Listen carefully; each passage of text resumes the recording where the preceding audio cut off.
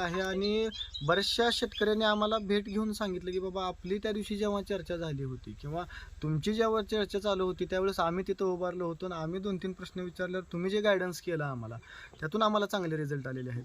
म्हणजे ते एक समाधानाची गोष्ट होती आमच्यासाठी पण. फायदा होतोय त्याचा. हां, म्हणजे कुठं तर आमच्या ग्रुप काढल्याचं सार्थक झाल्यासारखं वाटलं.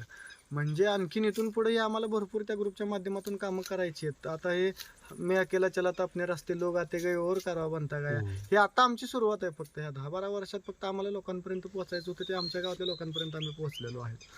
मग त्यातून शेती ह्या विषयाला एक वेगळा दर्जा कसा देता येईल हे आमचा प्रयत्नात राहणार आहे. कारण आमच्या ग्रुपमध्ये बरेचसे पोस्ट ग्रॅज्युएट आहेत, इंजिनियर आहेत, स्वतः अध्यक्ष BSc ॲग्री आहेत.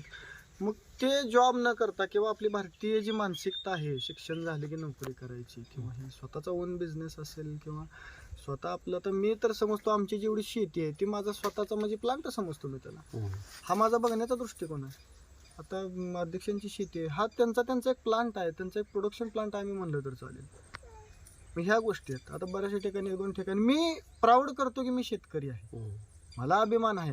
आणि ती गोष्ट प्राऊड करण्यासाठी आपल्याला दृष्टिकोन असला पाहिजे, सगळ्यात महत्त्वाची गोष्ट आहे. आता पुण्या मुंबईसारख्या एका ठिकाणी ते गेल्यावर तिथं एका आजीने विचारलं मला, तुमचं बोलणं शिक्षण झाले, म्हणजे काय करतात तुम्ही? तर मी सांगतानाच असं सांगितलं की माझा करार असतो म्हणलं शुगर कॅन फॅक्टरी बरोबर, आणि त्यांना मी साखर बनवण्यासाठी रॉ मटेरियल पुरवायचं काम करतो. म्हणजे माझ्या व्यवसायाकडे बघण्याचा दृष्टिकोन माझा ह्या लेवलचा आहे. म्हणजे आपल्याला म्हणजे feel inside before you feel outside, म्हणजे तुम्ही स्वतः फील करा तुम्ही बिझनेसमन आहे म्हणून.